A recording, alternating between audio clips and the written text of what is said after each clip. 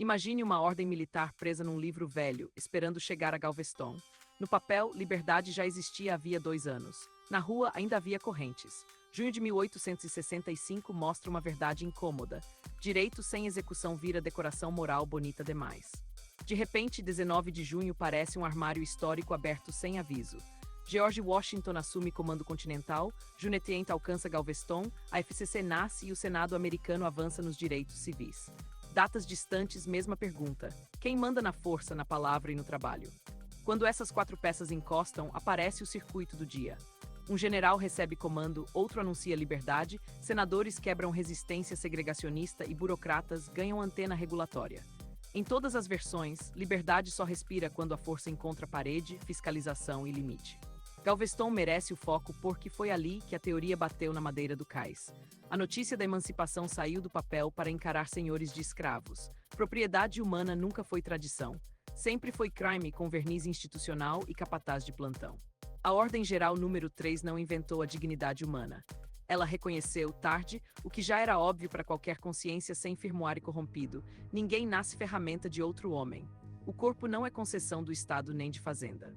Libertarianismo começa aí, autopropriedade. Você pertence a você, não ao senhor, ao partido, ao gabinete, ao fiscal, ao salvador de palanque.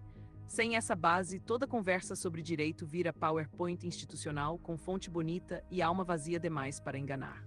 Juneteenth também desmonta a fantasia de que basta assinar uma lei e dormir satisfeito. A proclamação de emancipação saiu em 1863. No Texas, a liberdade precisou de presença, pressão e consequência. Sistema sem execução é comentário todo esquecido no código. Para o Brasil, a lição dói porque muita gente confunde decreto com realidade. Temos Constituição, leis, cartório, carimbo e carinha séria na televisão. Mas se propriedade, família e trabalho dependem da boa vontade de burocrata, o direito está em modo demonstração. A escravidão foi a negação absoluta do consentimento. Trabalho arrancado à força, família quebrada, mobilidade proibida, propriedade de si mesmo sequestrada. Quando alguém romantiza poder concentrado, lembre Galveston, sem limite moral, autoridade vira licença para esmagar gente sem remorso. Conservadorismo sério não defende cadeia antiga só porque é antiga. Tradição boa preserva a família, fé e promessa cumprida, vizinho confiável, contrato respeitado. Tradição podre preserva corrente e chama covardia de ordem. A diferença importa, e muito na prática sempre também. O trecho mais poderoso da ordem falava em igualdade de direitos pessoais e de propriedade. Repare, não era igualdade de aplauso, ressentimento ou fila de favor. Era reconhecer pessoa, corpo, contrato e salário. Liberdade econômica nasce junto da liberdade civil. Por isso o imposto é roubo na leitura libertária, não por birra adolescente contra boleto público. É porque parte do seu tempo vira receita obrigatória de terceiros sem consentimento individual. Se você recusar, aparece coerção, multa, bloqueio, processo e força. Isso não iguala imposto à escravidão no sofrimento histórico. Seria preguiça moral e burrice comparativa. A semelhança está no princípio violado, alguém reivindica comando sobre seu trabalho.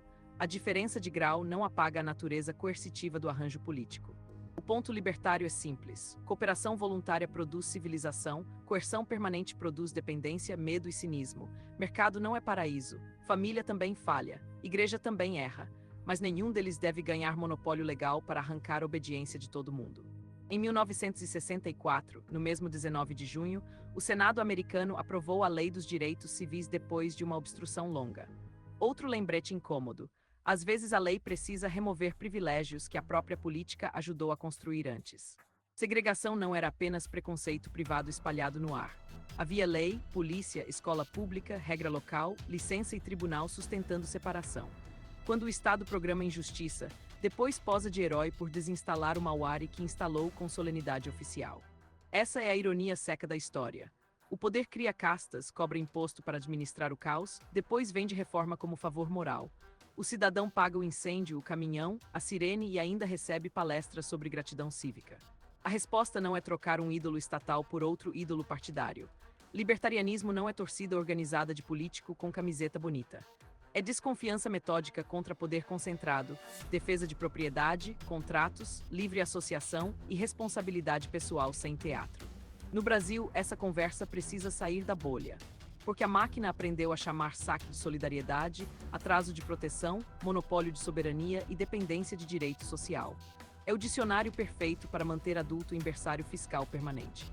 Galveston ensina o contrário: liberdade exige adulto em pé.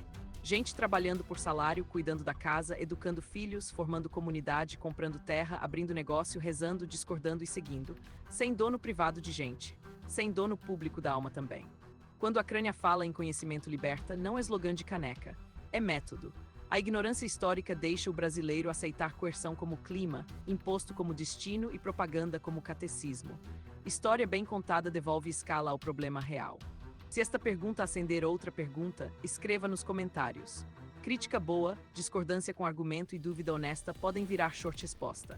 A crânia se conecta periodicamente ao canal e transforma a conversa real em novas pílulas de liberdade com contexto histórico e engenharia. Esse bastidor importa porque tecnologia também é disputa de liberdade. Fábio Souza usa agentes de IA como amplificador, não como feitiçaria. É engenharia, contexto, cenas, áudio, revisão, publicação. Robô bom trabalha para pessoa livre, não substitui consciência nem juízo. Por isso a mentoria em IA entra de lado, sem milagre de guru. A lição é construir sistemas que leem dados, respeitam método e devolvem tempo. Porque quem não constrói seus robôs acaba trabalhando para os robôs de outros. Em 1934, a criação da FCC lembra outro perigo: controlar comunicação é tentação antiga. Toda autoridade adora dizer que regula para proteger. Algumas regras evitam interferência real, outras viram coleira elegante. O teste é sempre liberdade contra captura política. Comunicação livre é oxigênio de sociedade adulta. Sem imprensa livre, conversa livre, rádio livre, internet livre e canal independente, o cidadão só escuta o alto-falante do palácio. E palácio, convenhamos, raramente confessa o próprio erro sem pressão externa forte. O detalhe cultural de 2026 é curioso. Enquanto países se preparam para a Copa, multidões discutem bandeira, hino e distração. Futebol pode ser alegria legítima. O problema é virar anestesia permanente, aquela tela azul do Windows da cidadania sem diagnóstico. Descansar é legítimo. Vegetar por hábito é terceirizar a vida para algoritmo, governo e marqueteiro. Uma pílula de 9 minutos não salva ninguém sozinha, mas quebra a inércia. Conhecimento pequeno repetido vira músculo moral para resistir melhor sempre também. George Washington, em 1775, completa o mosaico. Uma guerra de independência nasce quando colônias concluem que governo distante cobra, manda e humilha demais. Não romantize guerra, mas entenda o gatilho: tributação sem representação é coerção com papel timbrado oficial. O Brasil não precisa copiar a revolução estrangeira como quem baixa a biblioteca sem ler licença. Precisa aprender princípios: consentimento, limite, responsabilidade, federalismo real, propriedade segura, família forte e sociedade civil viva. Menos Messias, mais contrato, menos carimbo, mais criação produtiva. Esse é o conservadorismo libertário que vale defender. Conservar o que sustenta a vida livre, não conservar privilégio estatal fossilizado. Fé sem coerção, família sem engenharia social, mercado sem compadrio, lei sem dono, governo pequeno bastante para caber na coleira. Liberdade não é licença para virar criança mimada com discurso de adulto. Liberdade pede responsabilidade. Quem quer propriedade precisa respeitar propriedade alheia. Quem quer expressão precisa aguentar crítica. Quem quer autonomia precisa parar de pedir babá estatal para tudo. Galveston, Senado, Comunicação e Independência cabem no mesmo 19 de junho porque todos perguntam quem tem chave do sistema. Se a chave fica sem auditoria, alguém transforma seres humanos em recurso, eleitor em massa e trabalhador em caixa eletrônico. A esperança brasileira não virá de um superusuário Brasília com senha root e coração puro. Esse personagem não existe. Virá de gente comum aprendendo história, criando renda, protegendo família, cobrando limite e recusando a idolatria do poder sem medo. Há nomes associados a essa trincheira, de Gilson Marques a Javier Milei, de ideias radicais ao novo. Não idolatre ninguém. Use como sinal de prática. Ideias de liberdade precisam sair do vídeo e disputar leis, orçamento e cultura local. Se essa gota de liberdade fez sentido, curta e compartilhe com alguém preso na névoa do sistema. Não para vencer discussão de bar, mas para abrir uma fresta. Corrente começa rompendo primeiro no pensamento antes da rua real mesmo. No 19 de junho, a história entrega uma advertência simples. Papel não liberta sozinho, poder não se limita por etiqueta e povo sem memória assina a própria coleira. Com fé, coragem e tecnologia, conhecimento vira resistência. Conhecimento liberta de verdade.